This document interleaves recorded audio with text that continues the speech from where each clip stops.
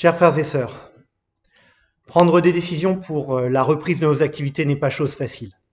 Il y a une multiplicité de facteurs à prendre en compte. Il y a des facteurs sanitaires, bien sûr, il y a des facteurs juridiques, il y a des facteurs relationnels, il y a des facteurs théologiques et bibliques, il y a des facteurs liés au témoignage. Ça fait beaucoup. Merci de tout cœur pour vos prières pour nous, qui, je le sais, vont continuer. Le Conseil s'est réuni virtuellement ce samedi matin pour fixer des premières orientations que je vais vous donner le plus succinctement et simplement possible. Dans nos réflexions et discussions, nous avons tenu compte évidemment des règles mises en place par nos autorités et du guide constitué par le Conseil national des évangéliques de France.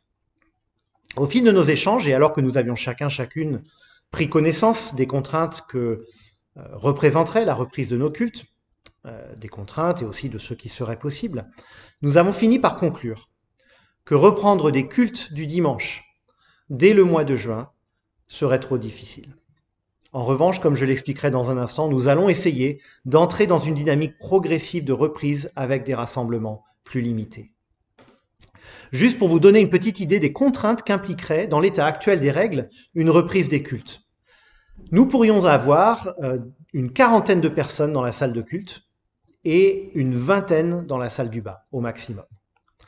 Il faudrait respecter un sens de circulation strict. Il n'y aurait aucune possibilité d'échanger les uns avec les autres avant ou après le culte. Peut-être qu'un temps d'échange à quelques mètres d'écart serait envisageable pendant le culte, mais pas avant ni après. Les poignées des portes des sanitaires devraient être désinfectées après chaque passage.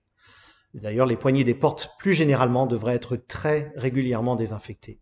Les locaux devraient être nettoyés rigoureusement entre chaque culte, et donc, par exemple, entre le culte du matin et le culte du soir. Nous devrions porter un masque durant la totalité du culte. Il ne pourrait y avoir a priori qu'un seul orateur par culte. Les enfants ne pourraient jouer qu'individuellement. Il faudrait imposer une distance physique entre eux à tout moment. Ils ne pourraient pas partager des jouets ni du matériel d'école du dimanche. Les sorties se feraient banc par banc. Il serait impossible de discuter dans la cour. Et donc, celui ou celle qui y sort devrait tout simplement quitter le 72 rue de Sèvres après s'être levé de son banc. Et j'en passe.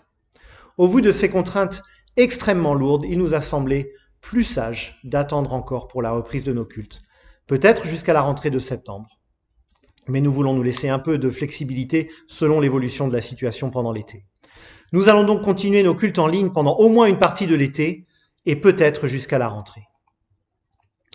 En revanche, et même si sur ce point, je me dois de dire que nous n'avons pas été totalement unanimes, une majorité du Conseil a estimé qu'il était important d'entrer modestement dans une dynamique de reprise. C'est pourquoi nous avons pris la décision suivante. Nous fixons comme objectif de reprendre une réunion qui correspondrait à celle qui a lieu actuellement le jeudi soir, sauf qu'elle aurait lieu le samedi.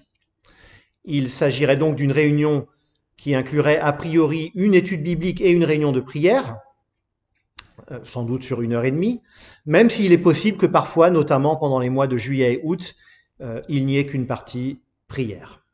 La participation à cette réunion se ferait sur inscription en ligne bien sûr, sauf exception éventuelle, pour des personnes qui n'auraient pas accès à Internet et qui pourraient nous joindre par téléphone. Selon le nombre de participants, cette réunion, nous l'aurions peut-être 2 fois pendant la journée du samedi à l'identique. En tout cas, elle aurait lieu dans la salle du haut et nous mettrons en place pour cela une disposition spéciale pour la distanciation physique. L'horaire de cette réunion ou de ces réunions du samedi n'a pas encore été fixé et nous vous tiendrons au courant, bien sûr, dès que possible, sur ces détails. Je l'ai dit, la participation sera sur inscription. Jusqu'à nouvel ordre, chaque personne de 12 ans et plus aurait l'obligation de porter un masque. Cette contrainte est demandée par les autorités. Il n'y aurait pas d'activité prévue pour les enfants. Pas de garderie, pas d'école du dimanche pour cette réunion. Si quelqu'un voulait venir à cette rencontre avec un ou des enfants, celui-ci, celle-ci ou ceux-ci devront rester aux côtés de leurs parents et n'auront pas accès aux espaces de jeu. Nous trouverons un moyen d'avoir un temps d'échange et de prise de nouvelles à chaque fois pendant cette réunion. Ce sera plus simple à faire dans ce cadre-là que dans le cadre d'un culte. Notre objectif est d'avoir une première réunion de ce type le samedi 13 juin, Dieu voulant. Dire Dieu voulant ici prend vraiment tout son sens car nous voulons continuer à chercher sa sagesse. Et par ailleurs, nous ne pouvons pas absolument garantir, même à vue humaine, que nous serons en condition de commencer cette réunion à cette date. Il y a notamment des délais de livraison de certaines fournitures qui pourraient nous compliquer la tâche. Et puis, pour que ce projet soit réalisable, nous aurons besoin d'aide. Il va falloir constituer des équipes, un pool, entre guillemets, de personnes qui pourraient intervenir pour telle ou telle tâche lors de ces réunions, en alternant, bien sûr, pour que ça ne soit pas toujours les mêmes. Il faudra garantir le respect des règles à l'entrée, par exemple. Il faudra aider les gens avec le respect de la distanciation. Il faudra faire le ménage d'une manière particulière. Donc nous serons certainement amenés à solliciter des frères et sœurs parmi vous, mais n'hésitez pas déjà à vous faire connaître si vous aimeriez contribuer à ce service qui sera décisif. Nous serons reconnaissants pour toute proposition. D'autres activités de l'Église vont pour l'instant se poursuivre en ligne, mais nous aviserons peu à peu s'il est possible d'évoluer sur ce point. Bien sûr, notre espoir est que bientôt, les contraintes sanitaires et juridiques seront assouplies, que les risques diminueront et que nous pourrons reprendre nos cultes et plus largement notre vie d'Église comme nous en avons l'habitude, ou en tout cas d'une manière qui est beaucoup plus proche de nos aspirations légitimes. L'Église locale, il faut le dire, a vocation à se rassembler physiquement. Ça fait partie de notre ADN en tant qu'Église locale. C'est ce que Dieu a voulu pour son Église, qu'elle se rassemble. Et donc nous ne pouvons pas nous satisfaire de la situation actuelle.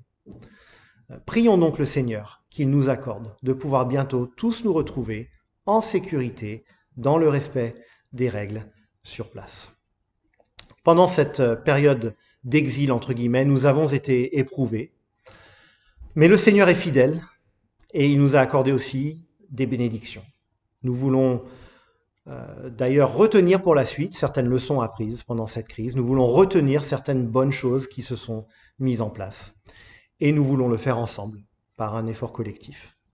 Dieu a montré à de maintes reprises combien il est digne de confiance. Nous lui faisons confiance pour la suite. Vraiment, nous pouvons lui faire confiance. Il est et il sera fidèle. Et il nous aime. Et il prend soin de nous. Que notre Dieu, Père, Fils et Saint-Esprit, vous bénisse et vous garde, qu'il vous comble de sa grâce et qu'il vous donne sa paix. Et que ce soit pour juin, que ce soit cet été ou même pour septembre, je vous dis à tous, à bientôt à l'Église.